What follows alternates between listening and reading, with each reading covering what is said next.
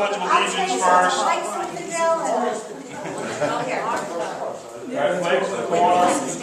pledge allegiance to the flag of the United States of America, to the republic for which it stands, one nation, under God, indivisible, with liberty and justice for all. Okay, we'll be seated. All right, so Bruce is not going to be here tonight. Roll call, they give me directions to follow. Roll call of officers is everybody's here except for Bruce. Adela's here. Maureen is here. Rich is here. So who's missing? Is Bruce? Okay, Art's here. All right, so the only one missing is Bruce. Tonight we have the Commack Fire Marshal. He's going to give he's our guest speaker for tonight, and he's going to give us I guess, some fire safety tips. Yep, some things that have changed. His name is Mr. Joseph DiGios. Okay. Just talk about how nobody gets that name right. And the floor is yours. Oh, thank you. That's amazing. Okay. How you doing, everybody? I wanted to come here tonight. I've been trying to contact as many people in the town as we can. Sent out some emails to the PTA. I looked online and I found this association. I think what you guys are doing is great. There's been some changes that we, as the fire department, are starting to enact as far as fire prevention and fire safety goes. I don't know if you're aware that we're in the schools a lot now, but we're going to be there a lot more. We're going to have a much bigger presence. We're going to be there much more often. We hired Mike Breslin through Commissioner Patrick Fazio. He became commissioner about 4 years ago, and he started to get the ball rolling on this. We hired Mike Breslin. He's a fire safety educator. So we're doing some things in the school, a lot more stuff in the schools, but we're also now going to start talking to all ages, and that's why we're here tonight. We're going to be, Mike has been talking to, he's been everywhere. He's basically been all over, every age group, from seniors all the way down to the little guys. So I'm actually going into the high schools through, I don't know if any of you are familiar with the Kerry Rose Foundation, which was 2 years ago. Kerry Rose Fitzsimons, she was a Commack resident. She was killed in the fire in Marist College, and that's pretty much what started this whole thing for us. We wanted to turn a positive into a negative, you know, and I mean a negative into a positive. But so that's where it all started, and we've been working with her parents and the Kerry Rose Foundation. We were actually just with Congressman Israel. Was it Friday? When was it? Last Wednesday. Wednesday. I don't know if anybody was watching CBS News. I have news. But we were on the news, and we're working with Congressman Israel trying to get a sprinkler bill passed. It's not really a sprinkler bill; it's a fire safety bill, but it goes towards sprinklers in dorms. That's basically what we're trying to do. We're trying to get college dorms, every college dorm sprinkler. Because what most people don't know is that they're not all sprinkled. Everybody thinks, well, isn't it a law? And it is if the building is new, but it's not if the building isn't new. Now, Kerry was killed off campus, but that being said, if a college owns the off-campus housing, they'll still be responsible to sprinkle it. The law is not a sprinkler bill per se, where it's going to put sprinklers into dorms. But what it's going to do is it forces the college to tell the parents what fire safety systems are in the building. So they actually have to say, no, Mom and Dad, there is no sprinklers in this dorm. Because, as I said before, most people think that every college dorm is sprinkled. And I mean, even my own sister, I asked her, I said, well, is my niece's dorm sprinkled? She's like, I don't know, is it a law? I'm like, no, it's not a law. So that's what it's going to do, and hopefully it'll force them, you know, once they start losing tuition, because parents turn around and say, I'm not putting my kid in a dorm that doesn't have sprinklers, they start losing some money. The idea is hopefully it'll not only notify people of what's going on, but also maybe they'll start losing some money in tuition, and it'll force them to put some sprinklers in the building. Because, you know, how much it costs to put sprinklers in, and then you lose 4 kids' tuition for 4 years. You know, one outweighs the other. So that's what we're doing. The other reason why I'm here tonight is because there's been some I'm going to call it changes, but we found out some things about fire recently, in the last couple of years, NIST and UL has been doing some unbelievable work with government funding, and they've been doing a lot of test fires, and what we've come to learn is that escape times in the home have dropped dramatically. Where we used to have anywhere from 7.5 to 17 to 20 minutes, you now are right around 3 minutes. Yeah, and that's pretty scary. That's fast. You're about 3 to 3.5 minutes to get out of your house. That's about how much time you have. The average home. It depends on, obviously depends on the size, but there are some other things that a lot of people don't know about that I'm going to get into about smoke detectors too. So, I'm just going to show you a quick couple of slides, and then I'll have a quick video, and then if anybody has any questions, we'll talk about it at the end. If anybody wants to ask anything about the schools, fire prevention stuff, or any kind of stuff we're going to be doing, Mike is here also to answer any questions as well. So, just real quick about me. As I said before, Fire Marshal Comunity Fire District, State Certified Code Enforcement Official, National Pro Board Certified Fire Investigator. I'm a State Fire Investigator. I've been an active member of the Fire Department for 25 years. I've been an employee for 20 years, and that's my information if anyone wants to take it down. I'll leave some cards also at the end. So we're going to go over what's changed, escape times, smoke detectors, cooking fires, which is the #1 cause of fires in the home, fire extinguishers, and then we'll just do a quick review. So this is a video. This was just one of over 500 test fires that NIST and UL did together. And you're going to see some stuff here that'll just be an example of what's going to go on in your home. So what we have here is a 2-story house, just a basic residential house. There's 2-bedroom upstairs. They're going to start a fire on the couch right here. This is running at 5 times regular speed. These are the 2 upstairs bedrooms with the open doors. Already at 1 minute, you can see the smoke already going into the bedrooms on the 2nd floor. The fire's growing pretty good on the 1st floor. At 1.5 minutes, the smoke is just about down to the floor in this bedroom. It is. This bedroom. Here's your kitchen, which is right next to the room with the couch. That's on fire. This bedroom is completely blacked out. At 2.5 minutes now, you're going to start to see fire coming into the open bedroom doors. That's 2.5 minutes, guys. That's the 2nd floor. Now, if you're on the 2nd floor, obviously you're not getting down the stairs.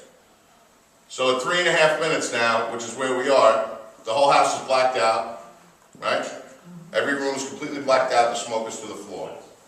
This is time after time after time after time. Test after test after test after test. This is the way it's going. The house has become impassable somewhere between 3 minutes and 3.5 minutes, depending on the size of the house. What's going on is basically your houses today are filled with plastic. They're just, everything in the house is synthetics and plastics. The foam cushions in your couch, they may as well be solid gasoline. If you take a 42-pound chair, an easy chair, a comfortable chair that everybody has in their den, and you were to burn that, it gives off the same energy, heat energy, as 2.5 gallons of gasoline. That's a lot of energy, and you saw it in this video. I could literally show you 500 videos like that, and they're all exactly the same. So you have 3 minutes, 220 seconds before your house is going to become impassable. Okay? That's quick. And that's a huge change, and that's what we're trying to tell everybody. We don't have that many people here tonight. I don't care if I could tell one person or tell 100. We have to, we're trying to get this message out. It's extremely important. Test conducted by NIST. Turn it up, please. The flash-over phenomenon and the conditions that lead to it. This is pretty indicative of what a room is going to look like in your house. Cushions are polyurethane backed instead of polyester. This will result in a relatively slower fire development. The fire is started on the back couch with a piece of newspaper. It burns clean for the first few seconds, and once the fire gets into the synthetics, we see fuel-rich combustion products pouring out and filling the hot gas line. Look at how black the smoke is. Notice the piece of crumpled newspaper on the floor in the center of the room. As we start to get rollover, the hot gas layer radiates heat to everything around it. The temperature of the room starts to increase. Notice the white vapor coming off the newspaper. It pyrolyzes and auto-ignites in a matter of seconds, just due to the radiation from the hot gas layer. This is a precursor to flashover. Notice the turbulent fire conditions until the entire room transitions to flash over. So that's 3 minutes.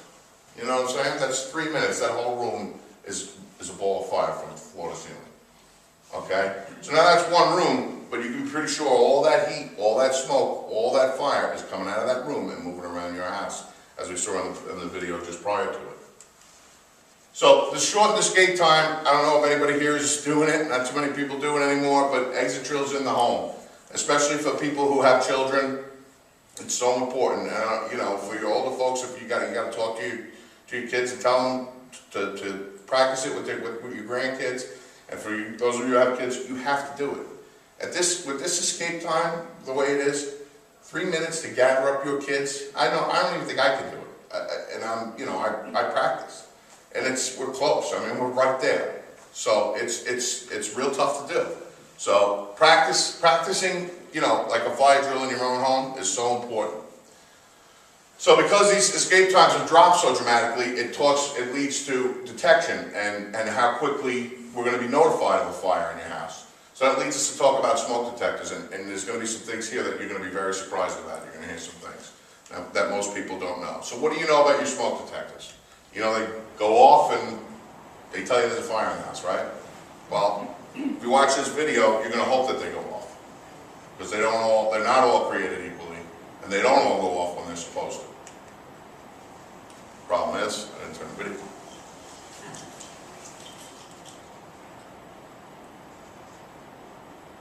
Two types of smoke alarms are, 1, ionization, and 2, photoelectric. You need both because they detect differently, smoke or flames, and you never know what type of fire might start.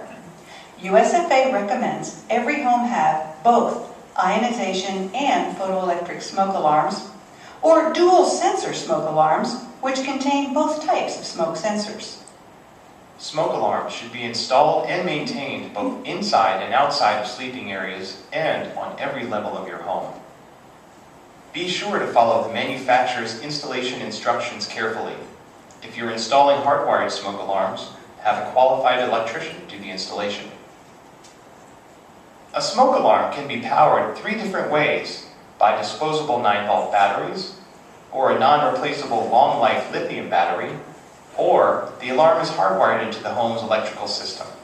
The 9-volt batteries that power smoke alarms should be replaced at least once a year.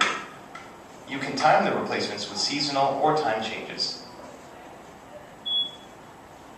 A lithium battery will power the smoke alarm for about 8 to 10 years. Once the battery is dead, the entire smoke alarm unit, battery included, needs to be replaced. Be sure to test your smoke alarm every month and replace the entire unit every 8 to 10 years. It just takes a few minutes of maintenance for years of protection. So, how many people know that there's 2 types of smoke detectors? You know? Anybody else? Nobody does. You know? I'm not sure. I have one that has two of them on the wall. Like you probably, I'm guessing, you have a carbon monoxide detector and a smoke detector. That's what I'm guessing. So there's 2 types of smoke detectors, and the ionization smoke detector, which is what I would be willing to bet everybody here has, is going to detect a fast flaming fire. So in other words, a quick flash fire, a grease fire on the stove. But if you get that, not too many people smoke in the house anymore, but if you get that dropped cigarette on the couch, and it smolders and it smolders and it smolders, and it fills your house with smoke that you are not going to be able to breathe, it won't go off. It's not going to go off. So you need the photoelectric for that type of fire, and you need the ionization for the fast-moving fire. You have to have them. I'm telling you, if you go home, when you get home, go online, do a search. You'll see story after story of people getting killed, people losing. There was a woman who lost 4 kids. She checked her smoke that she lived alone in the house with the kids, checked the smoke detectors every month, changed the batteries religiously, checked them, they worked, they never went off. And we're seeing it in the field where we'll have a fire and we'll show up, the house is full of smoke, the basement's roaring, no smoke detectors going off. At the end of the fire, you go over, you touch it, it's working. Why didn't it go off? So this is a big thing, and not too many people realize that this, you need every single type. You need one ionization type, one photoelectric type, or a dual sensor type. Now the photoelectric is a little more expensive, but they're out there. They're at Home Depot. I saw one in Walgreens the other day. It was $25. If you already have a hardwired system in your house, and your alarm company doesn't supply this, then just go out and buy the photoelectric and put them on each floor. It won't be interconnected and it won't be hooked up to your system, but it's going to be some sort of alert so that you'll at least hear it. It may not hook, set your whole system off. But a lot of alarm companies are selling them now. Well, how do you know what type you have if you have an existing? If you have a system that's hardwired and monitored, or just you mean in general? In general, like if you In have a smoke alarm. general, it'll say it on the back. Okay, so like you'll take it down and look on the back and it'll say somewhere in small print, ionization, this detector uses ionization technology, or this detector uses photoelectric technology. If we go to buy a new one, it'll say it's somewhere on the package, this detector uses. And you can tell by the price that the photoelectric are more expensive. But if you don't have a hardwired system, you should put at least one on every floor. And I recommend the dual. And if you do have a hardwired monitored system, call your alarm company. Say, listen, I want to know what type of detectors I have and what you can do about it. Essentially, you tell them you want photoelectric in your house as well. You want both. Joe, is it safe to say that most people have the ionization? Yes, absolutely. It's most common. Everybody's got ionization. No, So that smoky fire in your house isn't going to get set off. is it vice versa? Like you said the ionization one won't go off Yes, in a is. smoky one, but will a photoelectric not go off under certain circumstances? Correct. What circumstance wouldn't that one go off? Less smoke. What happens with the photoelectric one is, not to get too technical, but it's shooting a beam of light, okay? And then it's missing, the beam of light is missing a mirror. But then when you have a smoky fire, you're going to get more particles of smoke. And what happens is the smoke gets into the detector, refracts the beam of light, and it hits the sensor. So the more smoke, the more of a chance of that beam of light being refracted and hitting the sensor.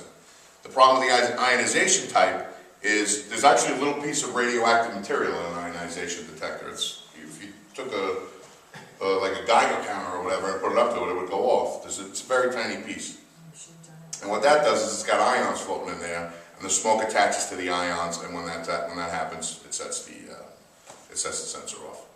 So that's why it takes a little while, because if there's not enough, if it's just a ton of smoke, it's just not going to get, it doesn't make the contact, So that's what's going on with that. Yes? Can you have that, the dual sensor, can that be attached somehow to your alarm system? Well, that's why I would say if you have an alarm system that's in the house, like an actual system, then I would call your alarm company and ask them. Every alarm company is different. They may have them, they may not have them, Or they may just have a photocell that you can put in somewhere, one on each floor. They may not have a dual one, but they may have a photocell and an ionization type. Most alarm companies carry both. You just have to ask for them. Because if they're going to give you the minimum, if you're going to go in and say, well, this is, because most of them, they want to give you the cheapest one they have because they want to get you to sign up, and then they'll do whatever they do. So they're going to give you the ionization type. It's cheaper, it's more common, it's, less prone to go off on accidents. So the ionization one goes off with flame but not smoke? Right. Not heavy smoke. Right. But flame? Flaming fires, the ions, because ions will connect to the heat and stuff like that. So. But the photocell is just, it's the one you want for the smoky fires, It just, and at every test they've done, even, pretty much every test they've done, it's always been that way. The smokier the fire, the better off the photocell is going to go off. And these things aren't going off, even then, they're not going off at like 3 minutes. They're going off at 17 minutes. You know what I'm saying? Every test is different, and I don't know why. To be honest with you, I really don't know why, but every test is different, so I don't know if it has something to do with the piece of radioactive material that's in there, but they'll do test after test after test, and for some reason the times are all different. So if you have smoke from the toaster, the toaster got burned, the photoelectric's going to go off? The photoelectric, depending on how much smoke comes out of it, right? Yeah. Right. has, the ionization also goes to heat. It has to do with heat a little bit. Not exactly sure what it has to do with heat, but it has to do with the fact that the ions inside have to, the smoke attaches to the ions inside the other one, and it has to do, it's gonna be hot smoke. Makes the connection. Right, I mean, it's so technical to get into to what it is, but. Where should you place each of these? We're gonna get to that. Yep, we're gonna get to that. So, you need one on every floor, where? At least one of each type on every floor, right? What we just said, including the basement and the attic, which a lot of people don't put them in the attic. There's no reason not to put them in the attic. A lot of people have electric running in through the attic, put them in the attic. No reason not to. One in the hallway, leading to the bedroom. One in each bedroom. And again, we talked about it, recommended interconnected, hardwired, and monitored is the best system. You know, obviously, anything where one goes off, they all go off, that's the best way to go. Because if one goes off in the basement and you're on the second floor and it's not interconnected, you may not hear it. I know I'm not hearing it. Lord knows. Excuse me. Yes, You said one in the hallway and then one in each bedroom. yes, that's what's The recommended. hallways usually lead to the bedroom. Correct. So the hallway doesn't do it for the whole thing? It does if the fire's outside the bedroom, but if the fire's inside the bedroom, it doesn't. And I mean, as you saw with that first video with the fire coming upstairs, it's so important to sleep with your bedroom doors closed. I mean, you had fire and flames in there in what, it was 2 minutes, 2.5 minutes? You know, the smoke was in the bedroom in a minute, the smoke was to the floor in the bedroom in a minute and a half, and the flames were in there in 2.5 minutes. Man. Is there a particular brand that you found is more effective than another? They're all pretty much the same. Kidda, which is Kidde, First Alert, what's some other ones? Those are the two main ones. You know, anything is better than nothing, you know? That's the way I look at it. So, I don't get into it here with, just because I'm so concerned about the escape times, but in case you have a question about carbon monoxide alarms, should go any floor that you have a source. So, if you're in a 2-story home and your heater is on the first floor or basement and your stove is on the second, stove and oven are on the second floor, you should have one on each floor. I think you should have one on each floor. Carbon monoxide doesn't work with an oil burner? Only with a gas burner? No. Yeah. Anything that it's burns. a byproduct, right, anything that burns. It's a byproduct of combustion. So if your flue is clogged on your oil burner and the fumes start backing up into the house, you're going to have carbon monoxide in the house. That is a good question because a lot of people think that. If you have an oil burner, you can't have a carbon monoxide problem. It's not the case. You could have a carbon monoxide problem from a wood-burning stove. You could have a carbon monoxide problem from a fireplace. What goes up the chimney is the carbon monoxide? Carbon monoxide, smoke, and heat. With oil or gas? Oil and gas. Carbon monoxide is all it is a byproduct of combustion. So initially it's lighter than air because it's caused by heat, heat-producing fire, flame, or whatever. It rises initially because it's hot. But then once the temperature equals out, it actually settles because it's heavier than it. It's right there. It's very close, so it readily mixes, but it will eventually settle down low when the temperature equals out. Let's say initially it's lighter than air, and then eventually it settles and it's heavier than air. If you leave your car running in the garage, you could also get carbon monoxide poisoning too. Yeah. That's why it's not a great idea with those feelers. Yep. cars. Yeah. We've had it. A woman started her car in the garage. No, and it's just left it not on. people that know the farm.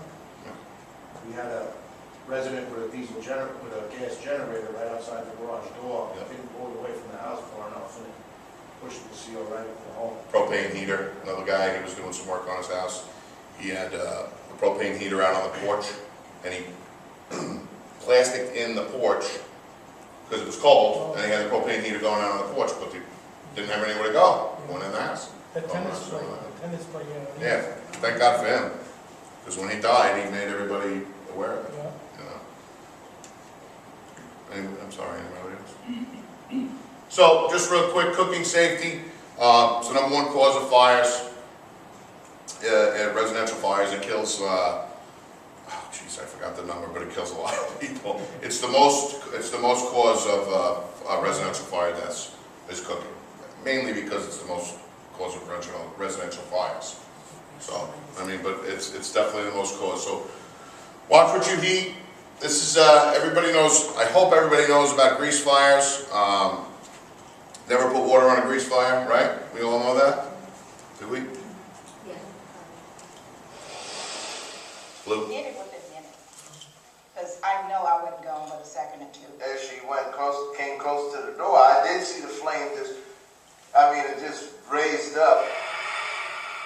It only takes seconds for this to become a massive fireball. Unattended cooking is the leading factor in these types of fires, but even a watch pot can boil over if something like grease gets too hot. A stove fire destroyed at Joe and Julia Ankram's kitchen in 2009. And once the flames start, they can explode into a fireball. It kept flaming up very high, and as I kept walking out, and he had the door open, I said, I can't, and I took it up, and I flipped it with the water, and it went up all the way up to the ceiling. You don't want to move a pan that's on fire, and you especially don't want to put water on it. Julia escaped without a scratch. Flames hit the drapes. In the end, the damage totaled $200,000. To demonstrate just how dangerous a cooking fire can be, we enlisted the help of the fire department in a test kitchen at the Fire Training Center.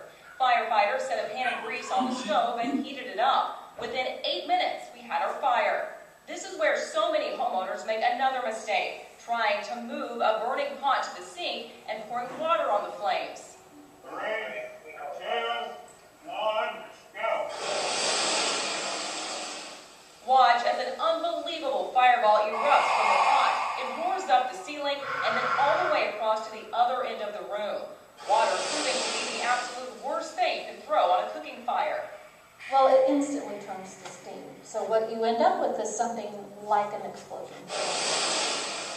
So what should you do? Our experts say, first of all, never move the fire. Well, you run the risk of dropping it. Fire likes air. When you move a pan, you give that fire more air. It can come back at you. In most cases, a fire can be extinguished by using a lid.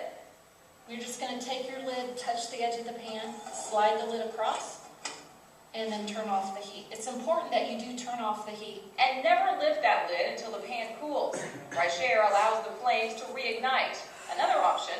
You can use a simple cookie. I don't know what happened to the audio there, but basically, you put water on a grease fire, it just explodes. It's automatic. The water instantly boils, and it causes everything to come flying out of the pan on fire. So, they recommend is you put a lid, take a lid, push it, put it over it, slide it over, and stuff it out. Naturally, you're going to try and want to use a oven mitt or something on your hand. You should always have the lid nearby. If you're using a pan, hopefully you got the right lid nearby. My wife doesn't cook ever with the right lid. I'm just saying, I do. So, you should make sure you have the right pan. If you don't have a lid for that pan that you're using, you can use a cookie sheet, which is actually the best. You just slide it right on the top because it's bigger and you can stand further away. Turn the burner off, and that's it. Call a fire department. Don't ever take it back off at least until the fire department gets there. It will reignite. The other thing about a grease fire that most people don't know is it doesn't need flames to ignite. In other words, you could have an electric stove, turn it on and walk away, the grease will just automatically ignite as soon as it gets hot enough. So in other words, you don't need to spill grease onto the flame or onto the hot surface to get it to light. It will just light. It will auto-ignite once it reaches its auto-ignition temperature. So cover it. Don't throw a wet towel over it. A lot of people do that, and if you miss, it's going to splash out, then you're going to pull it off, you pull the whole thing down. Don't move it. The best thing to do is cover it or hit it with a fire extinguisher. If you have the right type of fire extinguisher, hit it with a fire extinguisher. If it's a water-based fire extinguisher, you don't want to hit it with it. If you don't know, then don't use it. Yes? Will baking soda? No. No. I mean, if you were to really smother it, but usually, no. Because you're just going to wind up filling it, and it's going to overflow. That's what's going to wind up happening. If they use baking soda in some types of extinguishers, but the way you're going to be doing it, you're going to be sprinkling it. Just cover it with a lid, put it out with the right fire extinguisher, or leave it and get out of the house. That's what we recommend. So quick, we'll go through fire extinguishers as we were just talking about them. Fire extinguishers A, B, C, that's the main one you'll see in every building. right there, that's an ABC fire extinguisher. That's basically for ordinary combustibles, flammable liquids, and electrical. So it's kind of an all-purpose extinguisher. That's what we recommend you have at least 2 of those in your home. There's another one called D, which is for flammable metals you don't need. And then there's K, which is a kitchen grease fire extinguisher. It's actually made for grease fires. But the ABC will put out a grease fire if you do it right, but you got to do it right. You got to actually practice with the extinguisher, know what you're doing. Yes? So the best one to keep in your kitchen is the K? Sure. Yeah. And how do you know it's a K? What would it say? That's what it'll look like. That it says Class K on the bottom. Okay, has a funny nozzle. Every extinguisher will have what it is on it. Like you can't see in this picture, but this is A, B, C. So every fire extinguisher has some kind of label on it. This fire extinguisher is overkill. This is what you see in buildings. The one you're going to get at home is a small one. You know, it doesn't need to be this gigantic thing. You know, so I would have at least 2 of them. 2 of the ADCs, one on each floor, like maybe one in the garage and one in maybe the den, your kitchen or whatever, wherever you would keep it, in a closet, readily accessible, preferably. And then just one if you have a kitchen, 2 kitchens, 2 of these, however many kitchens you have.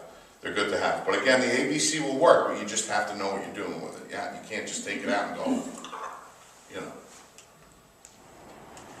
So, when we teach people how to use a fire extinguisher real quick, we use the pass method, which is pull the pin. Oh, every fire extinguisher is set up for a right-handed person too. So a lot of people don't know that.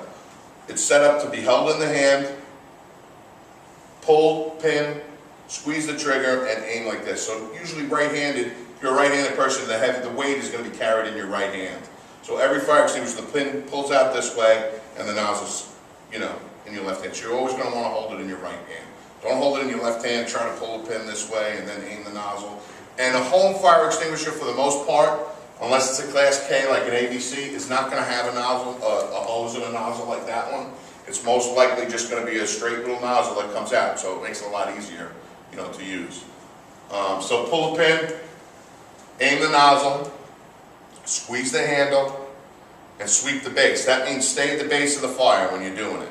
You don't want to be all willy-nilly and if the drapes are on fire, go up. You want to just get right to the seat of the fire. What's burning? Don't get the flames out. Put the stuff. This is a chemical that lays on the stuff that's on fire, and it actually interrupts the process of combustion. So we use the pass method. Pull the pin. Aim the nozzle. Squeeze the handle. And you notice how the pin is on the left side so that you would be pulling it with your left hand. And then sweep the base side to side in a as calm as you could be, motion. I don't know if I might have to, yeah.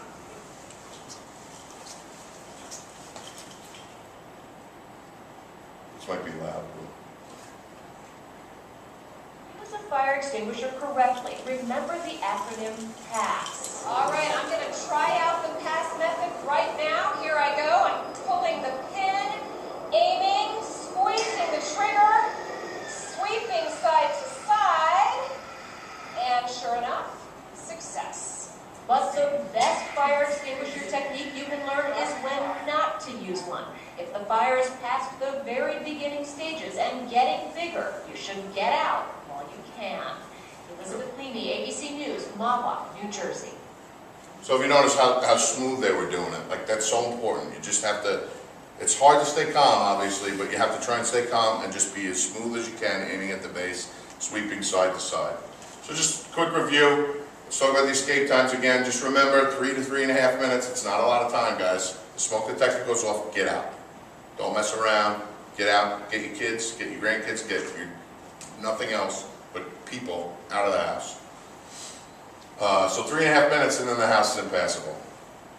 Sleep with your bedroom doors closed. We saw how fast that smoke filled up those bedrooms. Practice the exit drills in the home monthly.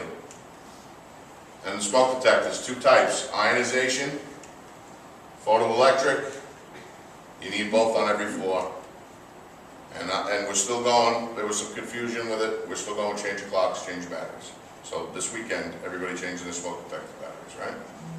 Saturday night, yes? I have a question. If you have a fire in a small pan that catches fire, and you're using that Wouldn't it tilt it over or push it off the... Using what? The fire extinguisher? Fire No, extinguisher. it's just power coming out of it. So it doesn't have a lot of... No, it's not like a fire hose where it's got all this pressure on it. I mean, if you were to like go up to it and squirt it into the pan from a half an inch away, it may splash it out, but I don't see, most people are like, so they're gonna be far enough away that the powder just puts it out. Yeah. The fire extinguisher just got so much time on it anyway. Extinguishers? You have a gauge on it. You put that gauge on it. Yeah, well, the gauge is just more for full empty, but they do all have a shelf life, and it'll say it on the side of the fire extinguisher. That also, you brought up a good point, because smoke detectors, something I should have told you.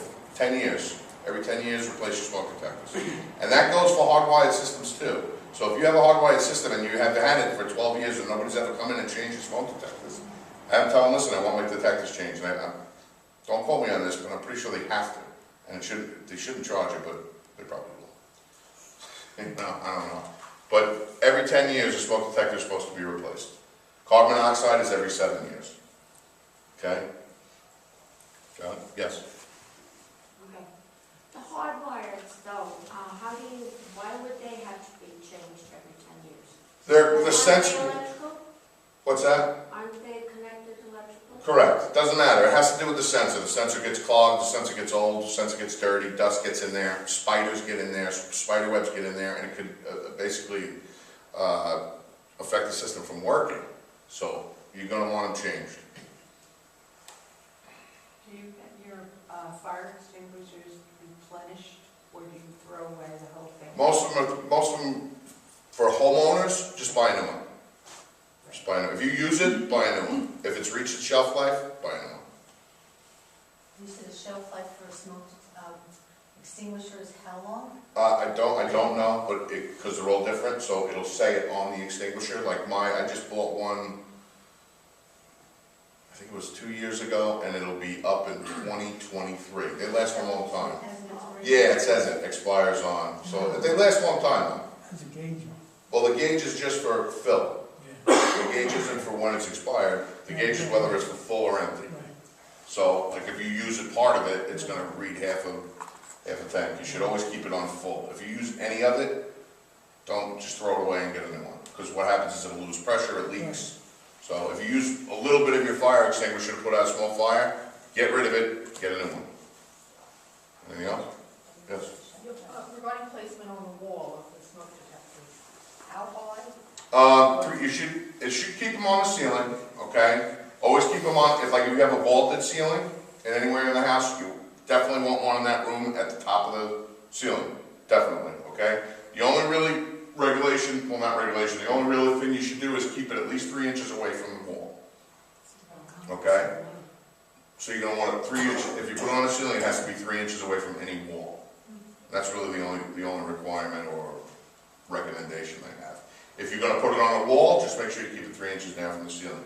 Because what happens is in the corner, there's a place where clean air can actually go through and the detector may not detect as quickly. So you're going to want to keep it away from the wall and away from the ceiling. You can put it on the wall. Yes? On the second floor with the staircase, do you put it over the stairs or on the sides? What's the best placement for? Are you going to have, is this like leading to a bedroom or like leading to the halls to the bedroom? I would put it, is the stairwell higher than the hallway or is it at the same level? Same level. I would just put it at the entrance to the hallway. That's where I would put it. Right. Question. When Frank Fields taught us all about fire safety on TV, shut the door, feel the door, look for heat, put a towel at the bottom. Yeah, no, it's all good stuff. It's all good stuff, sure.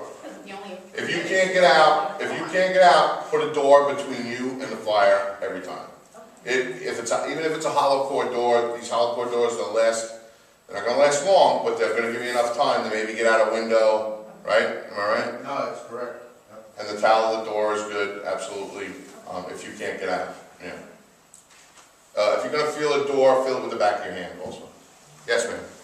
I'm surprised at the lesser time presently. I would have thought in the past with wood paneling, everybody had wood paneling in the dens in the 50s and 60s, that the fire would have just zipped through. It's mostly the furniture. that's doing it. It's mostly the furniture. I mean, everything in your house is made of plastic, even these chairs. Like, these chairs are all plastic. You know, when it's all said and done, it's synthetics, right? The seats are plastic. In the 50s and 60s, we all had foam. Right, but the foam is, that's a good point, but you know why it's different now? In the 50s and 60s, you had what was called closed cell foam. Okay? And what they found out in the 50s and 60s is that you add air to this mix, and you could expand this foam. All you gotta do is add air bubbles and expand this foam, and you can get twice the product, or 3 times the product, or 4 times the product. Now that there's air in it, you have a perfect mixture for a fire, for something to burn faster. So right, plastics and foam have been around forever, but they changed the foam. And the other thing I wanted to mention is gas dryers. Yep. I thought that was a pretty, you know, vulnerable place. Yeah, it's another carbon monoxide source. It's definitely a fire source. Your dryers, but it's no different. The vents, you gotta clean the vents. Yeah, as far as an electric dryer or a gas dryer, you're gonna want to clean them both. You know, it's. The vent that leads outside? Both Yes. inside and outside. Yes, the trap inside, right? Obviously, you do after every load. But then you have an actual vent hose that goes outside. That's got to get cleaned or replaced. If you don't clean that, then heat backs completely, keeps backing up. Yeah. Stick a vacuum in it. That's the way to do it. Just stick a vacuum in it. And if it's long, you can do it from outside, or you can take it off the back of the dryer and do it that way. Oh, okay. You know, but if you have a long, really long one, and you're not going to be able to get the vacuum hose, just replace it. I would say replace it yearly. You know, at a minimum, replace it yearly. Have somebody come in and change it. But dryers do cause a lot of fires. We have plenty of fires in this town that are caused by dryers. People walk out of the house and leave the dryer on. Sure, most people do. Most people do that. Did you have a question? Oh, okay. So back to the door. Yep, you know, close the door. If you can't get out of the house, put a door between you and the fire. And as far as, you know, we're blown away by people getting killed on the second floor of a house fire. Like, we can't believe that people will just jump out the window. That's what I was just gonna say. I mean, we're just blown away by it. I mean, it's unreal. If you hang, let's just say you climb out a window, and you hang from a window, right? Your feet are like 4 feet off the ground. Most people think, oh my God, it's the second floor. They look down, they see. But if you really think about it, you're like 4 to 6, your feet are like 4 to 6 feet off the ground. You jumped that, if you were 15, you would have jumped it on your bicycle, you know? So many people are getting killed inside these houses because they're afraid to jump out a window. We're just I'm blown away by it constantly. I can't believe it happens to people. What do you mean they don't jump? They don't jump? They don't jump. They're just staying there and dying. Better to break a leg. Yeah, or an ankle Get or out of the room anything. if you I have mean, I'm just blown away by it. If you we're know, not adults. there yet, These are adults, that's your option. You know? I'm blown away by it every time. So, I mean, a lot of times, you know, it's not all the time people get overcome by smoke before you get to the window, whatever. But you find people that people are found right at the base of the window. Just laying dead at the base of the window. It's unbelievable. Even a third story, I'm jumping.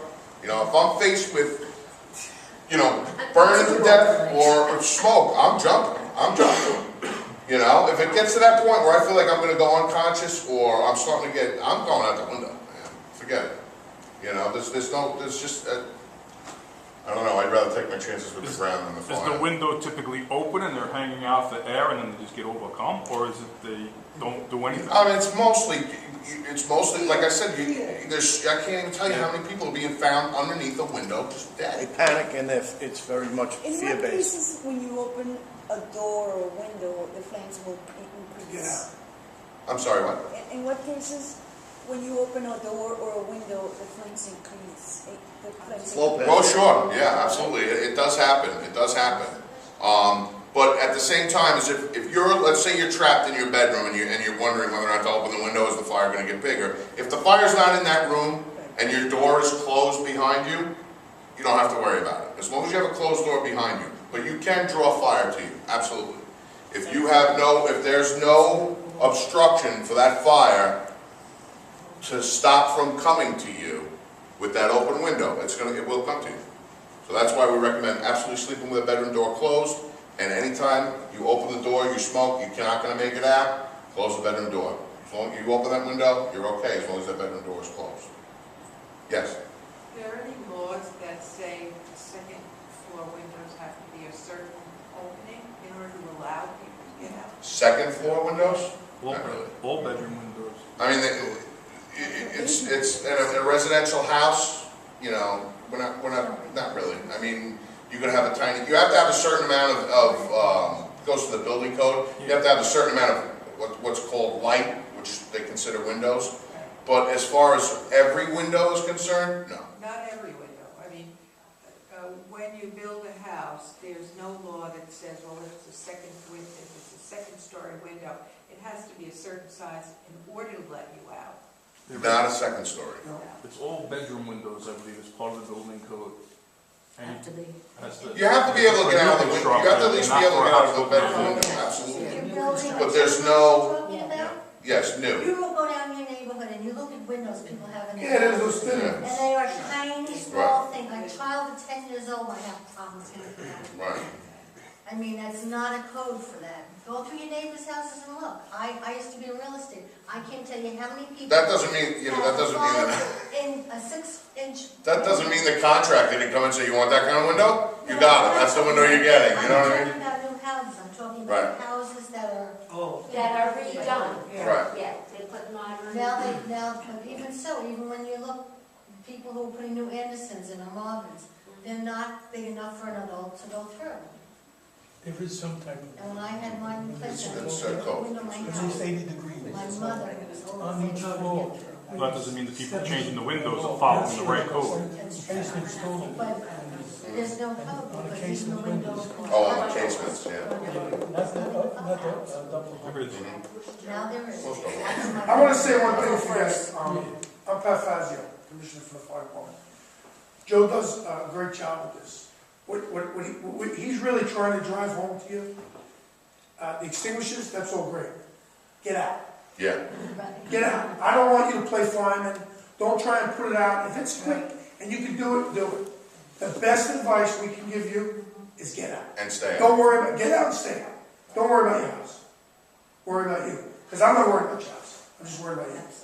So that's, if you take nothing else out of this, don't get so hung up on the extinguishers. It's good to have, I mean, in case, you know, maybe your son or someone's there, but if God forbid something happens and that stove's on fire, just get out. Don't even play around. So, Pat stole my closing argument. Just sorry. That's how I was going to close the show.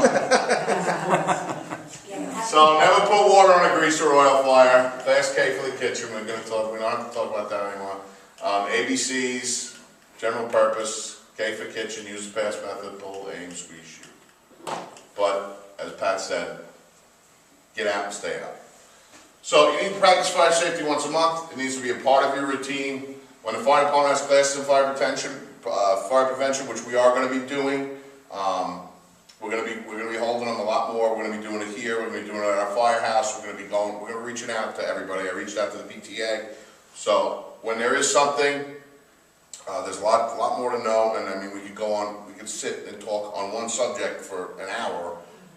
Every one of these things that I brought up, and there's 20 things we haven't brought up, you know. So attend. We're here for you. You know, we really are. And then there's one thing every victim of a house fire says: we never thought it would happen to us, and nobody ever does. Nobody ever does. So nobody plans on having a fire, but sometimes there's nothing you can do about it. If you don't have the knowledge, if you don't have practice edith, and you're not prepared, your chance of escape and survival is decreased dramatically. So stay informed, keep fire safe, get out, stay out. Okay? Everybody got it? Yes. Go ahead.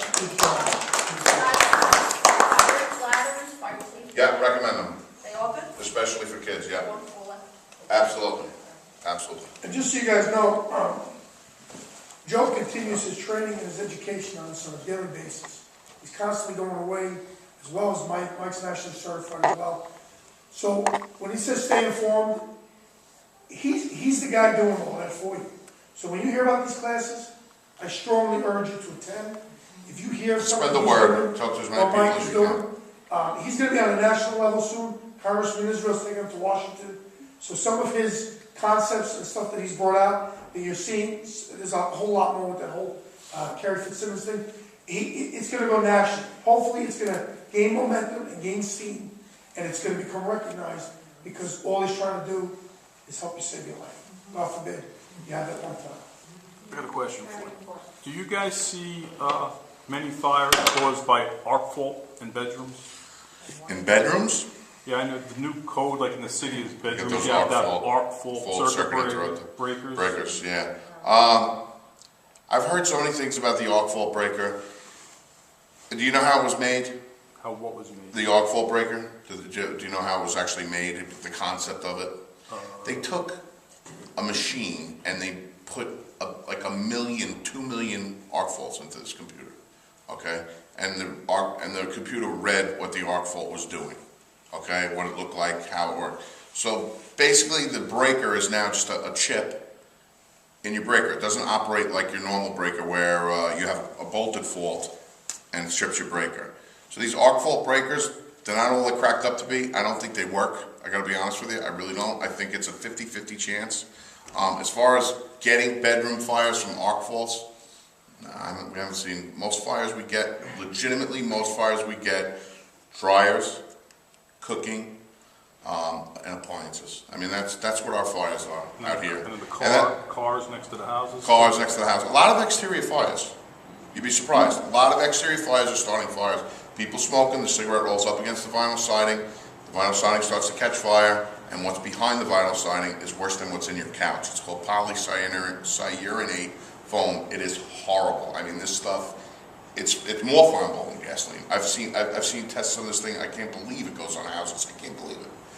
And that spray foam, that's another thing. The spray foam insulation, they're actually marketing this stuff as a fire retardant because it's tightening up your attic so much that it gets oxygen deprived. So the problem is if there's a hole or if it's got any place to get air, there's going to be smoke coming out of your house. We get there, we don't know it's spray foam insulation. We cut a hole in the roof or we pull the ceiling, we give it air, and then we get creamed. So that stuff is, if you hear about it, it's great for insulating. It really is. It's going to insulate the hell out of your house. But if you have a fire, it causes a big problem. And it's extreme. It's so flammable. I can't even. It's the polyisocyanates stuff. So it's really bad stuff. But as far as the arc fault goes, I think the arc fault breaker is a crock. I really do. I just don't think it works. It's a microchip. There's no way to sense an arc fault. There just isn't. At least not mechanically. So you don't see many fires that like... No, arc fires are dry fires, cooking fires, and appliance fires. And that's another thing. Dehumidifiers, we've had 2 in the last year. 2 pretty bad fires with recalled dehumidifiers. One house was, destroyed. They're all recalled. If you go on our website and look under Community News, you'll see there's a link, not only the whole story is there, about the dehumidifiers, but there's a link also to the Consumer Product Safety Commission on which ones are recalled. It's all the model numbers, all the serial numbers, all the brands. It's over $1 million. I think it's well over. It's $2.4 million in damages now. Oh no, I'm sorry. It was $2.8 million in damages that it had caused after the first fire. From the time we had the first fire to the second fire, it's over $5 million. So it's a lot. It's doing some damage. These things. They're all the popular brands. DeLonghi, Frigidaire, you name it. What it is there's a company in China making the dehumidifier, and there's a company here making the shell, putting it over the dehumidifier. So it's a different brand, but it's the same guts. So they're lighting fires all over the country. So it's a big recall on that. It's also a big recall on hardwired interconnected smoke detectors. So go to our website and look on that too, or Consumer Product Safety Commission. If you come to our website, you'll have a whole story on it, and the Consumer Product Safety Commission will also have it. But there's also a link in there too. So these are electric fires. Yeah, the majority of fires are caused. Well, I can't say the majority. It's many fires. Yeah, many fires are caused electrically, but it's not necessarily by the electrical system as much as it is by the appliance. My sister had a huge house fire. She put a gasoline can on a boat battery in the garage. She was mowing the lawn, took her gasoline can, just put it on top of her husband's boat battery. They electrified the can. Oh my God. You said you were going into the school. Now what type of education are you bringing in there? Are you looking for that children? I'm going to be doing the high school. I'm going to be doing the 11th grade. In the 11th grade, I'm doing this Kerry Rosewood Simons thing. We're trying to basically teach the 11th graders, I'm trying to get them to take it home to their parents that they have to look for a dorm with sprinklers. That's what I'm trying to get to the 11th graders.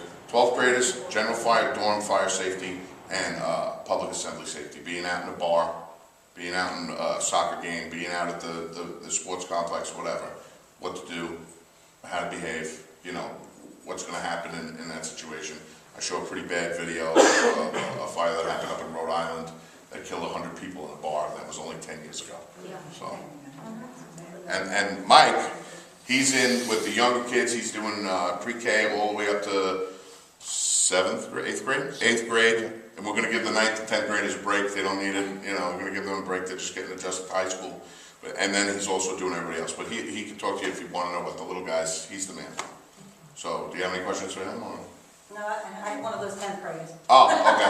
Well, next year we'll talk to him. Next year I'll be talking to him, for sure. No, and I have a sophomore in college, and he's an RA at Senior Oswego. And one of his checks as an RA is to go to each of the rooms to make sure they haven't been tampered with. Oh, yeah, for the smoke. That's a big deal too. Which I thought was a great thing as part of a checklist. Right. So and that's another thing we do. We give, you know, I try to give the kids and the parents what to bring, that kind of stuff. So that's what I'm doing. That's a great idea. And he's working with the little guys. He's getting them all prepared. So we also, if you have a group or if there's a certain topic you would like us to teach, we'll do that. You know, I have my business card, and if you just want to get a group together and come to the firehouse, Joe said it earlier. We'll talk on smoke detectors or you know, powdered generators, blackouts, outages, storm response. Everything's safety. We're doing it all, and we're not selling smoke detectors. This ain't about, you know, we're just concerned that we're trying to educate the residents of Commack, you know. So thank you. You're welcome. Yeah. You guys looking to volunteer? Yes, always. And why, you looking to join? Huh? Looking to join? I don't know if I have the time. Come on. And he just joined like 5 years ago. He's old. Who's that? With him? Mike. He's on like 7 years old. What was the other question I had? Volunteers, and are you getting everything you need from the community as far as equipment and everything else? Absolutely. You guys have been great. And then on the volunteer end of it, the fund drivers worked out great. They're getting plenty of money. And as far as the state is concerned, the district, guys like me, we got top-of-the-line equipment at Commack. I mean, we couldn't ask for more. We really couldn't. I mean, we really couldn't. We have everything we need. That's good to know. Yeah. You should come down. Thanks. You get a card? All great. All great card. It's okay. We'll grab it.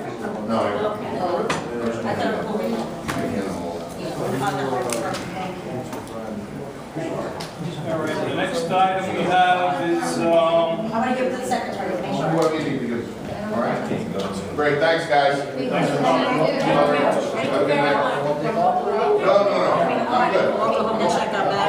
Line them up. We'll see you later.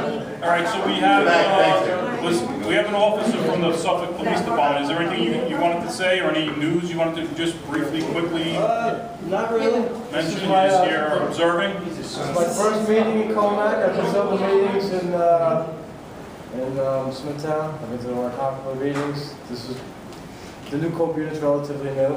I'm in it 4 or 5 months now, something like that.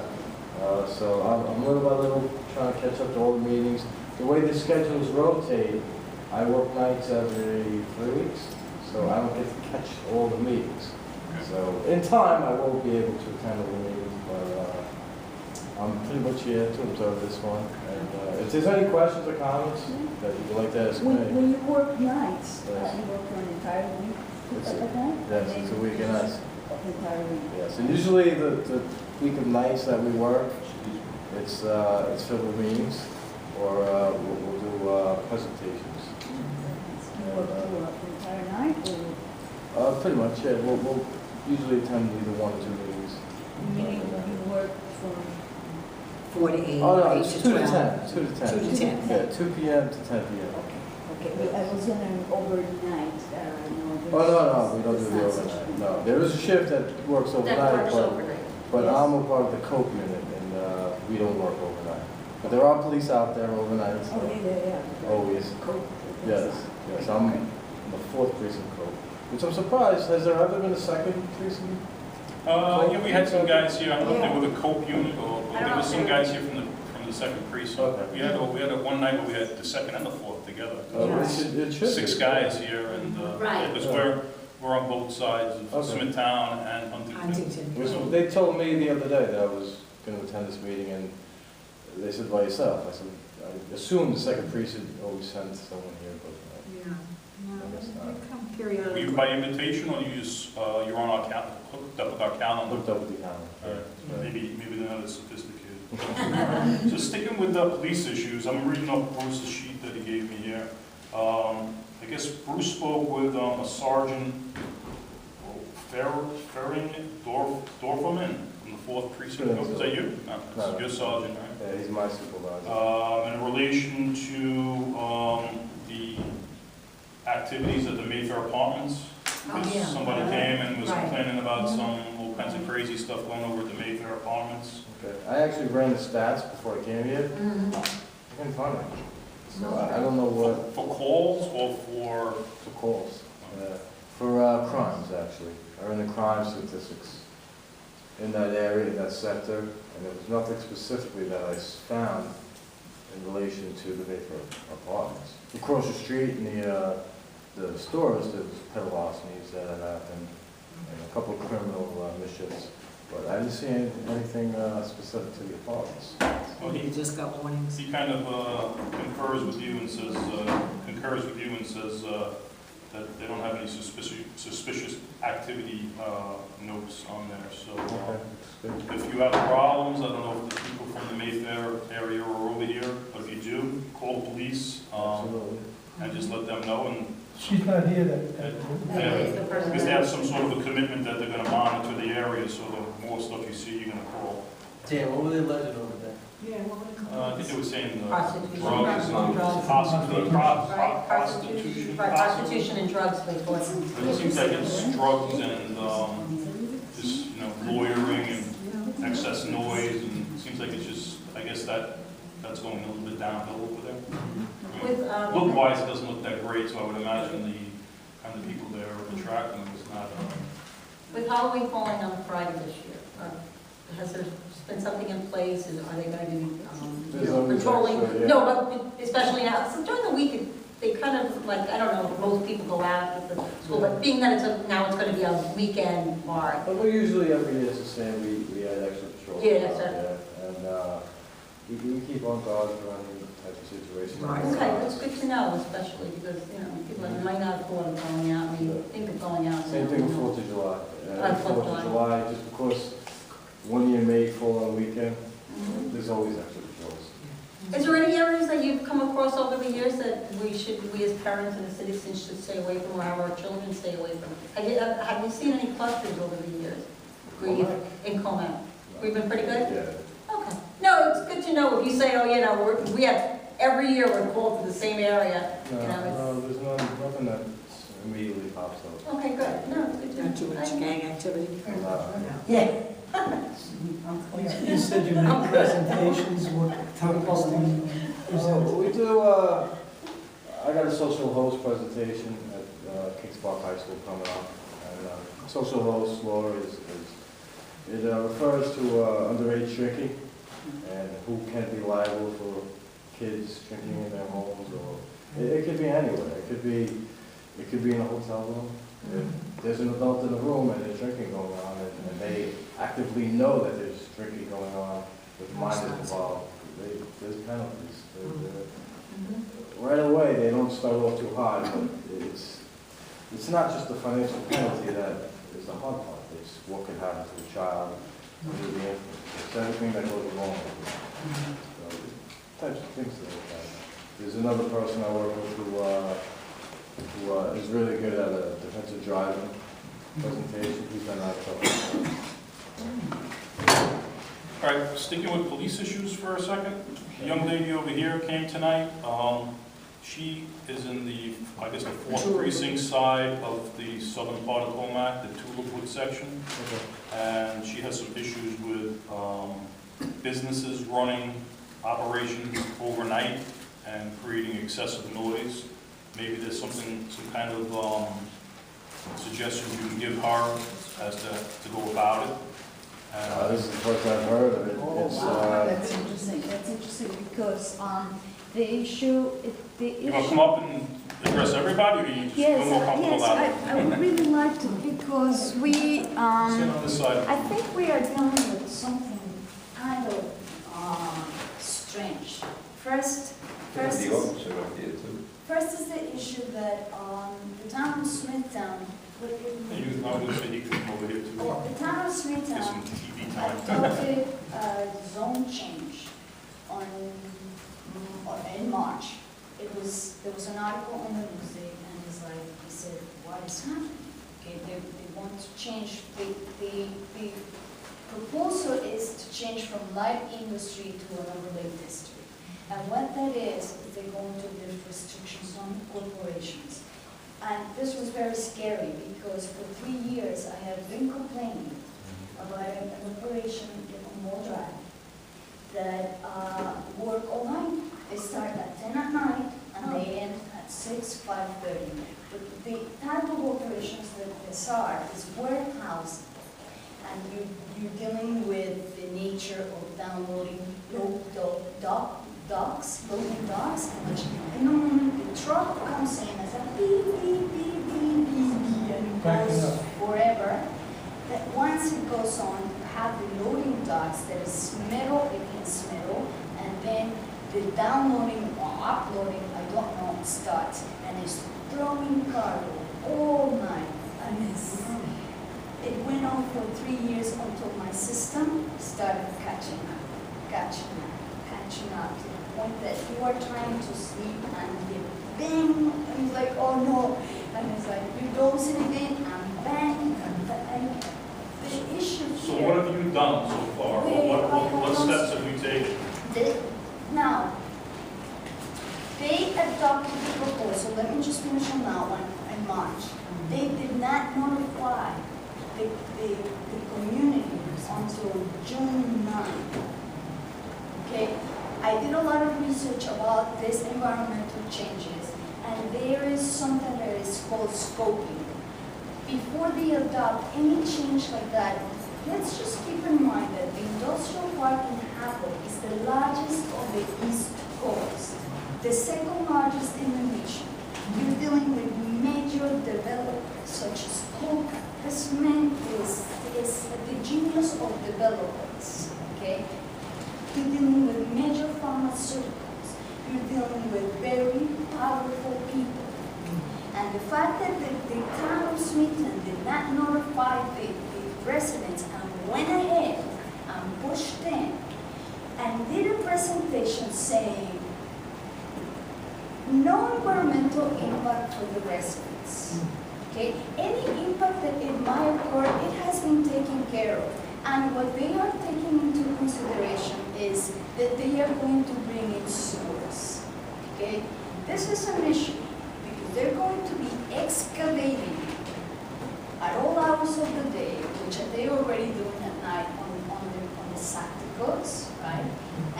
But they're going to, I don't know how the sewers are going to occur in the park, but this is going to bring rats and noise. Forget about that. It's okay. Sewers is fine. I'm home to protect the waters from nitrogen. They are going to allow higher buildings. It's okay. There's a buffer of 1,000 feet from residents. That it's fine. It's not going to affect us. However, they are going to allow outdoor storage. And what that means, and there is no buffer for this, all the park is going to be having outdoor storage. 10 to 20% of outdoor storage of the floor plan. You're speaking about an average of these warehouses, about an average of 40,000 square feet. You're speaking about outdoor storage of 8,000, 10,000 square feet, bringing in more cargo, more warehouses, more noise, more trucks. The area where I live is truck after truck after truck, delivery after delivery. Oh my God, I'm not kidding you, I work from home. It is impossible to concentrate. Maybe a lot of my neighbors don't work from home, but my quality of life has been reduced to the extreme. The issue is this, I have written letters to every official I can think of. From public safety, the Director of Public Safety, Mr. Valentine, Mr. Vecchio, Mr. Barnett, who's the Department of Environment, Jakubowski, the attorney, Bellon, Schumer, Cuomo. I can show you all. I have over 300 letters. I have been taking footage. Okay, because you might say, okay, this lady might be crazy. Are your neighbors affected in the same way? Exactly, right? This woman is crazy. Why are the neighbors not doing anything? You might say, oh, this woman, and I'm telling you, I have been complaining because this is affecting my life. Now, whether the neighbors, I have been taking footage as to if I'm being very sensitive about this is my personal problem. So since I might be too sensitive, okay, this is what we are going through. I have footage. So that you can actually, so that all the officials can actually see objectively what are we going through. Because the banning or loading the cargo. But do your neighbors have the same complaints? I probably think so. I don't know. You haven't spoken to your neighbors? I have spoken with my immediate neighbors, and yes, they're all disturbed. Whether they work from home and half the time that I'm affording right now, I don't know. When they sent us the notification about the change of zone, since I was already being affected, this was something that I know is going just to become worse because of all the changes that are coming into place. I went with my neighbor across the street all throughout the rest of the neighborhood, and many people signed in. However, when I would send them information about, okay, this is what light industry means. This is an industry that is called non-nuisance. And what that means is that they are allowed to operate 24 hours a day, but with the condition that the operations do not extend beyond the perimeters of the property by fumes, noise, light, vibrations. Okay, so in a way, this light industry is already in violation of the ordinance of non-nuisance. And the town hasn't been reacting? They are protecting the interests of the corporations in the name of economical development. I'm not against economical development, okay? But you have to bring in a mitigating measure to all that noise. What we are dealing with right now is, and I don't know why is this happening, but I can show you proof. I can show you proof. They are manipulating the background noise. We have highways, right? We live in the intersection on exit 52 and 53, where 3 highways intercede. Okay? I have been living there for 16 years. Not until this issue of the zone change, now we get traffic noise. You have no idea. It wakes you up in the middle of the night. The traffic noise. And I have because I'm going like, what is happening? I go into the traffic cameras on the internet, right? The Department of Transportation has cameras all along the highways. I take footage, not a car on the roads, and yet our street is like all day long. Sometimes they turned it off. Okay? I have footage to show you that there is rush hour on the highways and there is no noise in our streets. I have pleaded to everyone, to Mr. Scully, the Department of Environmental Conservation, to Mr. Tomarkin, the Center of Disease Control and Prevention. Noise affects your heart. I'm under tremendous anxiety. I think you can tell by the way I'm speaking. So that's not a police issue, that would be town ordinances and such? Yes, yes. And now what is happening is public safety, I call. And 3 in the morning, banging, noise, right? can you please intercede? The truck engines standing idle for hours, and it sounds like a helicopter. These are huge trucks, right? Well, Mrs. Scott, you have three choices. You can leave a message for the investigator. The investigators only work from 8 to 3. Okay, I'm calling at 3 in the morning, 1 in the morning, 10 at night. They start working at 10 at night. Well, Mrs. Scott, you can leave a message for the investigator. We can take a complaint or call the police. Call the police, they tell me, this is an issue that you have to deal with the town with. So I call the legislators, I call the senators. Lady, you have to go and address it to public safety. I speak with the supervisor. They're giving you the wrong. Oh, right. You know what? Okay, now, there is the people that work at night. In May, they told me, okay, you have to come in and write a deposition so that we can take them to court. Okay, this is for the people that work at night. I wrote the deposition. They had a court appearance on July. Right now, this company, it's called Mission Foods, has a motion to dismiss the case. And in my perspective, this motion to be dismissed should be dismissed. Because the town gave them permission to operate. They have all the permission to operate. Okay? Before the town gave them permission, they never took into account the nature of those operations. They have all the right to operate. And the town is washing their hands, saying, okay, we'll take them to court. Right? So that Mrs. Scott or whoever is complaining, hey, we're trying to do something here. Presenting a super weak case. And I'll tell you why it's weak.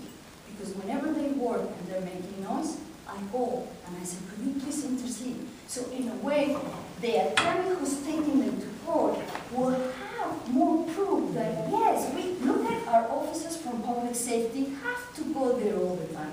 No. I have to call the police and the police tell me, this is not an issue. Right? So I'm being looped around. Now, if you go to the town and say, hey, we're not doing nothing for these people, yes, we are. We took them to court. But the case is weak. And the judge is going to say, they have permission to do this. They're interrupting noise. What is the town going to do? They are adding more noise. I'm sorry, and I have no proof that the town are the ones who are adding the noise, but who else is adding this additional noise to it? I'm at a loss. Yeah, I can show you all the letters I have written. I'm at a loss, so I'm here to maybe... How many blocks and homes are involved, do you think? They're more than 200. Really? Homes. So I'm thinking, maybe, I don't know how, maybe I'm thinking, publish all my videos and send flyers and say, if you think I'm crazy, please, you make your own judgment. And I have all the chips on the camera. If somebody comes and says you manipulated, you analyze whether I'm Well, Bruce has your information. Maybe one of the things we need to do is go around to all your neighbors and see if they're experiencing the same problems you are. And we'll get a listing of everybody who's complaining about the same thing, and we'll approach the town. You know what is interesting? A lot of my neighbors, they walk. It's a tree-lined area. We all try to take super care, and they walk. And I have approached sometimes a walker, and there's like, oh, please. It's like, I'm walking. They don't want to be bothered, right? Or sometimes they're nice, and it's like, oh, we don't hear it. You know, and it's like, wow. Well, that's something like your immediate next door neighbor. If you're experiencing your house, they must be experiencing it. So all I can say is Bruce will get back to you, and we'll try and put together a plan and see what we can do as a community group to try and help the situation. I know when he spoke to me, I told him I was going to go by there at night, but something something sidetracked me. But I want to try and get over there too, because it's coming from like the Moorwood land, I think it was called, Moorland Road or One something. very interesting things is that the traffic is started, or at one time, one of the presidents, his name is Post Hernandez, right? He comes over, the nose of the traffic is like, and it's like, I don't hear anything. And it's like, traffic. He says, lady, you have a highway here. And it's like, I've been here for 16 years, sir. I wouldn't be bothering. I mean, I didn't go crazy over the song. I don't want to cut you off, because I know it's important to you. I'm so sorry. We'll try and help you to try and get you the petitions to go around through the neighborhood and approach the town and see what they can offer. A solution. Yeah, some sort of A solution, put a buffering, a nose buffer. Yeah, that's an option too. Mr. Derby just retired. Oh, you retired? Yeah. Okay. The first time I spoke to him, he said, I have the authority to put a noise buffering wall. Okay. However, now when I speak with, I have gone to the meetings, right? To say, Mr. Baker, please do something. Oh, we're going to think about it. And when I spoke with Mr. Creighton, he's like, oh no, not unless a building goes out. We're not going to solve it tonight. I know. And I don't want to make you feel like you're rushed, but they're going to throw us out in 15 minutes. So Bruce has your contact information, and we'll try and establish some sort of a plan to try and help you out. Okay? The Tulipwood section, like by Motor Parkway, by like the Bondwood Inn. Has You been head east on Motor Parkway. people that moved in, the homeless there in the mall, the old town of Yeah, if you Johnson. make go east on Motor Parkway at the Bondwood Inn, and No, Morewood is where, and then the industrial park is on the left over there. That hotel? Yeah. yeah, the hotel with all the homeless. Yeah. You probably know the strip club over there, right? That's right. No, yeah. They really changing But it's back off Motor Parkway to the left side where the industrial park starts. Knoll Drive is over there. Homeless shelter, okay. we have the gentleman's club, and there's also immediately on Mildred, That's the old Howard Johnson's that they made into the homeless Did you place. have an ordinance for noise school?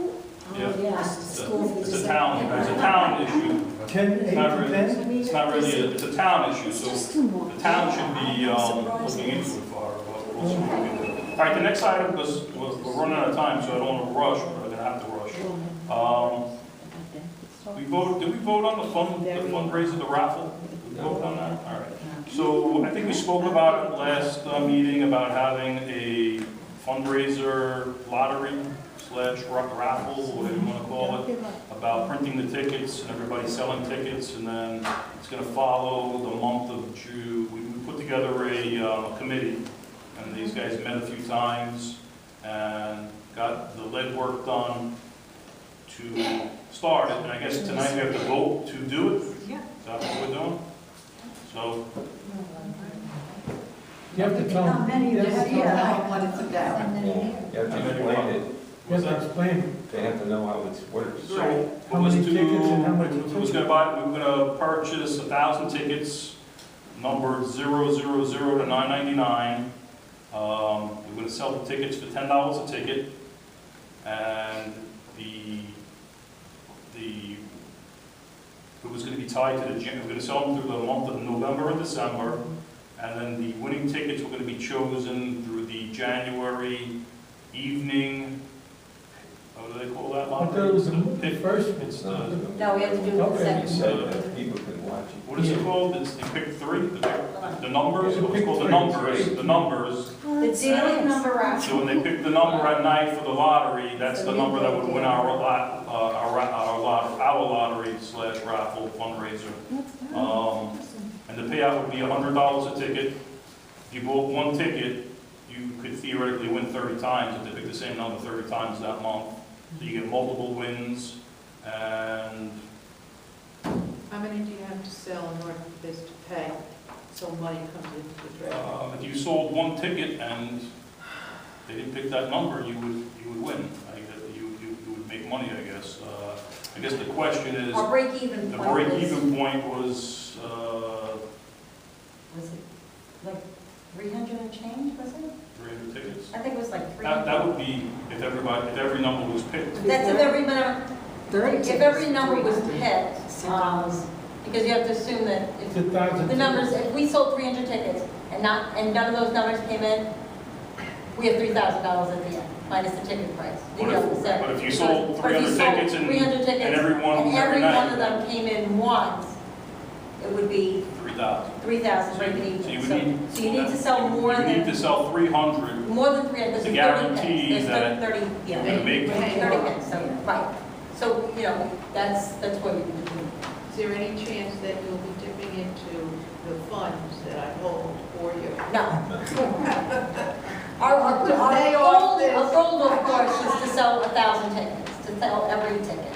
But if we sell anywhere over the 300, which is pretty easy to do, I think, on a 2 to 8 week period, is a plus.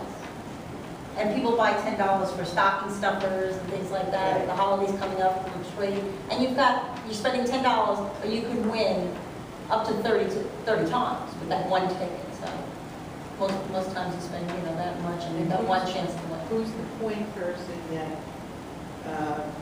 announces who has won, or are you doing that by email, or how are you doing on the that? television. Yeah, but you're going to get a notification. If you were going to win, the ticket would have has a spot where you put your name, your address, phone number, and your email. Right. So at the end of the week, after they do 7 drawings, somebody it hasn't been determined who yet is going to send out an email to all the winners saying that you won, or maybe nightly you get a notification that you won, but the checks get sent out at the end of the week. That's when you come to me. That's when we come to you. And say write out seven checks. Hopefully nobody wins and you don't have to write any checks out. Yeah. I thought it was 1 week after their winning, so we can. It's not a daily thing. It's 1 week after their winning, so 4 times. Christmas, put them under the tree. Exactly. That little red bow on it. Door to door, sell between members, family members. You can stand out in front of supermarkets, however you would want to market it. Thanksgiving, make everybody buy a ticket. Yeah, we're working on that final details. Bruce actually sent me an email today about 6 pages. he went and he looked at the permit, and I just have to go through it, make sure he's on top of it, and we meet all the requirements. But I don't think they're going to be busting the community. Multitasking. So we met last week, I believe it was last week, myself, Bob Samprini, and Bruce. We spoke to Mr. Petrone about the Town Line Road truck traffic. We got a commitment that he was going to look into some way of limiting the traffic that wasn't related to the garbage trucks. I don't know how that helps everybody, because it seems like the majority of the trucks are garbage trucks. I mean, 18-wheelers pulling the ash out of the plant, and 18-wheelers hauling trash to the plant. So there was a commitment that he would look into somehow limiting the truck traffic that wasn't related to the incinerator. And I guess we're going to have to follow up with him on what proposals he's going to come up with to do that. I guess Bob Samprini is going to keep on top of him. But those are the trucks that are creating the problem, huh? What do you mean? Those are the trucks that are creating the problem. The garbage trucks? Right. So Yeah, here is well, like what. that was my position. Right.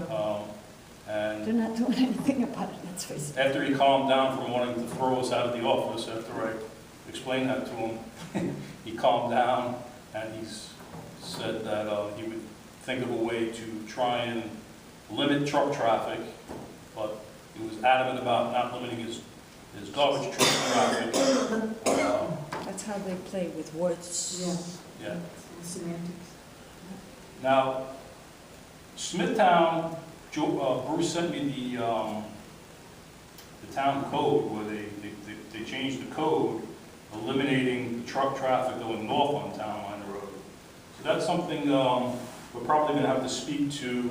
I wanted to send Bruce an email, but we're probably going to speak to the town of Smithtown about changing the signs going north on Town Line Road.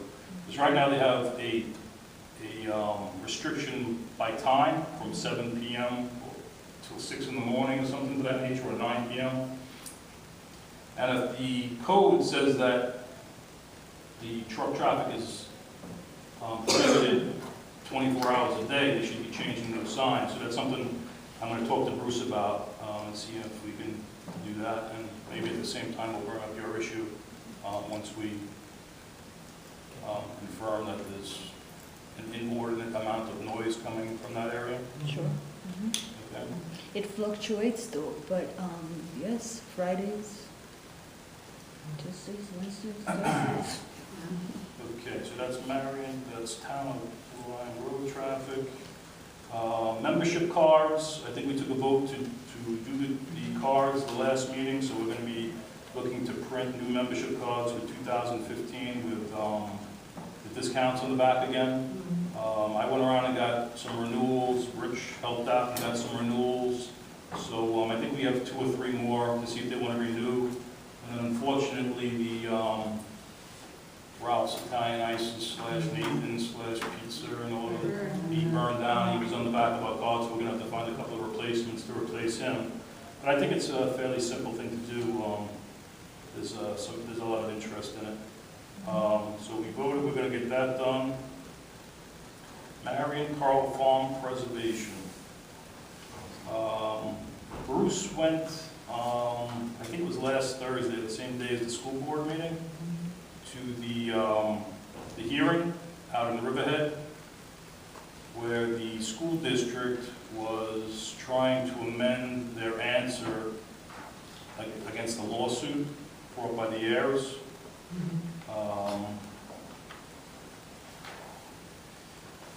So what they had to do was they had to speak before the judge and basically give their side of the story as to why they should be able to change their defense, and the heirs lawyer, I gave his side of the story as to why they shouldn't be allowed to change their defense. Here, Bruce says that the judge, or the heirs argued that he believed that not using the correct defense, or what we believe is the correct defense, was a tactical decision made by the school district. And so that was part of his argument why he felt that the school district shouldn't be allowed to amend their defense to the case. Both sides made their pleas to the judge, and the judge is going to think about it and get a decision in the mail. Who knows how long that's going to take? It's probably going to take several weeks. Okay. The same evening was a school board meeting. At the school board meeting, for those of you who aren't there, Bruce stood up and questioned the school board about the legal fees that the school district expended on this case. And basically, he said that the school district, when they were served the papers against for the suit against the Marion Carl Farm, they had to put in an answer, and their answer did not include the statute of limitations defense. Bruce, I guess, got the legal fees, and that initial plea cost us the taxpayers $15,000. Then, as you guys know, there was an intervenor motion where several members of the community wanted to. Sorry to interrupt, but the library's going to close now in about 2 minutes. If anybody needs to leave through the front door, then we have to do it now. After this, there is an exit at the back, and you'll be able to leave. You're not going to be locked in overnight, because we don't serve breakfast. Thank you. So Appreciate it. you can leave out there. We'd appreciate it if we could wrap up within about the next 20 minutes or so. Okay. Thanks a Thank you lot. so much. Appreciate it. So Bruce's second point was that there was an intervening motion brought on by community members, and they wanted to assert that statute of limitation defense, and the school district decided to fight those community members from being involved and putting that defense in. And according to him, the legal fees expended to fight the interveners was $29,000. And then after the fact, after that was defeated, now the school district is trying to actually go and use that defense. So now he's saying that according to the legal bills, they spent another $20,000 trying to change their defense or their plea to use the statute of limitations after they fought and didn't bring it up in the first place. So we're a total of about $65,000, if I'm doing the math correct. 20, 30, 50, about $65,000 that if we would have, our school attorneys would have brought that defense right from the beginning, it would have been $15,000. So we were at about $50,000 supposedly in waste regarding the case. And that's basically... What was their answer to that? Excuse me? What was their answer to that? The reserve decision. The school districts? Yeah. Mrs. Buber responded that she cannot and never will discuss the strategy of the school district in this matter, but just as with our homes and lives, things change, and we therefore have to change our strategy. I leave this up to you in your mind about this problem and what we, as a community-based organization, should do about it. That's what Bruce wrote. They didn't really have, actually, they think they're getting excellent legal representation. And all that was basically legal fees from their lawyer? Yes. That's $65,000. But the point is that if you would have put the pleas in the beginning, with the statute of limitation, that would have been $15,000 originally, supposedly, and it would have saved $50,000 because you wouldn't have to fight the interveners who were trying to use the same defense they're trying to plead to get now. And the judge said, had they done that, they wouldn't have been there last Thursday. Well, it's obvious. In other words, the case would have been over. And the salary is paid by taxpayers. Yeah. He has something down here about maintenance of Cannon Park. I guess as a community group, we have to start thinking about soliciting the county about maintaining Cannon Park. I know the Boy Scout guy was supposed to be here tonight, right? The park in front of the bank across from Macy's. Sort of the entrance to Commack. It was kind of let go into disrepair. I thought he said she was coming. Anyway, the Boy Scout, he didn't need it was Tim Hardy, right? He did an excellent job when we were trying to do Cannon Park and fix it up. He beat us to the punch, and he did an excellent job over there. And she wanted to talk to the group about doing a maintenance kind of thing, like biannually or every couple of months, going over there and maintaining the park. So I thought she was supposed to come tonight and speak and, encourage us to kind of help out. Yeah, with that Cannon Park, do you have Boy Scouts in there cleaning up the park, is what the concept is? Not Boy Scout, but community members. Boy Scouts are supposed to do that. Yeah, so the only reason why I suggested, I thought they might be doing it, and I was like, probably not a great idea to have young kids in the middle of Jericho Turnpike. Well, I had the same thoughts. But if you're saying they would just maybe sponsor it or having their name up there, it's great. But if it came down to like having kids in there, I think there was one kid that was doing a project, the Eagle Scouts. I had the same reservations when we were talking about fixing up the park. Right, I'm sure doing planting. It was a very dangerous area, and I don't think it's really conducive. Like maybe concept of maybe just, I don't know if it's allowed over there, if they can get like, landscaping companies do it in other parts of, if she's in Babylon, like save the highway type thing, and they basically maintain the property. By putting, they put a small sign there. This area is, Well, that's what the goal was to maintain the park and put a community. They should. So I'm saying, like, if a landscaping company could have a small thing there saying we, police this area, whatever, turn on. Or the same way as you have. They can get it done. Somebody professionally do it, who's insured to do it. who can do it on a regular basis, all they get, they put their Little advertising. being done by Esquire Landscaping from You know Comack. somebody who would be able to do that? Well, I mean, my landscaper is a Comack guy, I could always ask them if it's a feasible thing, but ideally, it's somebody who's insured, that if something does We happen. actually went that route when we were looking to fix up the park. And Right.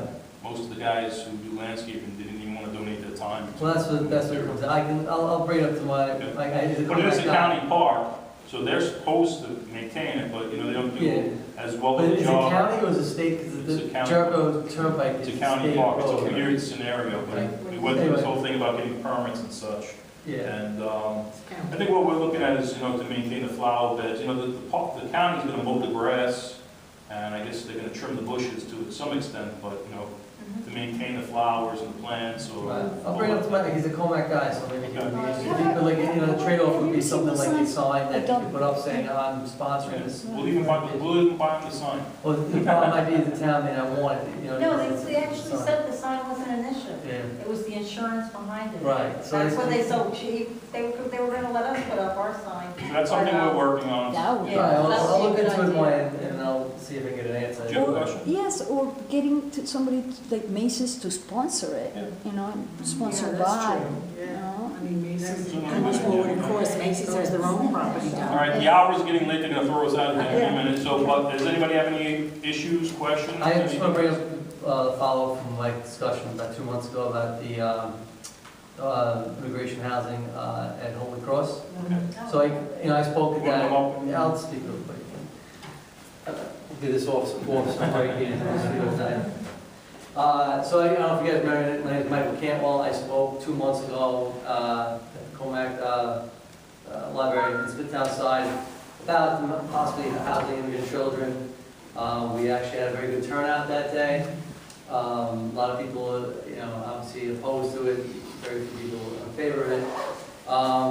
My contention from that day was that there was a lot of different things being thrown out there, but I'm a neighbor, I'm right next to the place, and my theory, the contention that the whole place was just a wrong place, nestled in the middle of the community. That's always my stance, nothing more, nothing less. So Reverend Walker, who's from Holy Cross, is not here tonight. I wish you could ask a questions, but I always reached out to Reverend Herbst, who was the gentleman who spoke on behalf of the church at the meeting. He's the assistant of the bishop. So I've had correspondence with him, and I was at the last meeting because I really had nothing, and I was out of town. So I reached out to him 3 days ago and basically asked him what's going on. What are you guys doing? So this was his response, and he says, just to follow up about our last conversation. We received word from the Lutheran Social Services. Now, those are the people who will be doing all the paperwork for that particular location. In addition to all the locations through New York State, they were looking to do this. So this answer does not apply to this specific place, Holy Cross. So Lutheran Social Services is not moving forward any plans regarding the Safe Haven program. I understand they, meaning the Lutheran Services, were advised that the Office of Refugee Resettlement is not moving forward with any expansion this fiscal year. Fiscal year started October 1st for the federal government, which goes to next October. And they're not even sure about the following year, so they're going to have 2015 and that following year. The federal government thanked them for submitting the proposals, so doesn't really need applies to Holy Cross, it's all their proposals, and doing all the hard work, but we may revisit your proposals to expand the capacity next year, depending on the demand for beds, and that's pretty much it. So it looks like you're safe for 2 years? For now, it seems like we're okay, but they're not going to come out and openly say, we're not doing anything there because they don't know. And the conditions of the church or the situation there may change. They may have a pastor who can bring in the congregation they need to support the services, and they need to do that. But as of now, it's definitely on hold. So if anybody is curious what's going on, right now nothing's going to happen for definitely a year, if not 2 years, and hopefully never. Hopefully that church, can remain on its feet and they get the, fill in the space that they had from the lost childcare. The JKL nursery, it was still operating as Montessori. They lost some business over this whole thing, and I feel terrible for them. And, she put some signs out. She's trying to build up back her business that she lost. And she also looked into expanding at the location at the empty daycare nursery school that was there. And hopefully, maybe she could do that. One of the ideas was maybe an adult daycare. And sometimes that people have a place to go, and there's older, people from the area with older parents have no place to go, and they can go hang out together. That was a concept that was brought up, but it's almost like a business, so like she's not sure how that's going to work out, if it's even possible or not. So just to keep you up to date, I just send emails out to people in the group I'm in, but I'll try to make more meetings more often. If I hear anything different, I'll let you know. Good. Great. Thank you. All right, I think we've outstayed our welcome in this facility, so if I could make a motion to adjourn. Anyone want to second the motion to go home?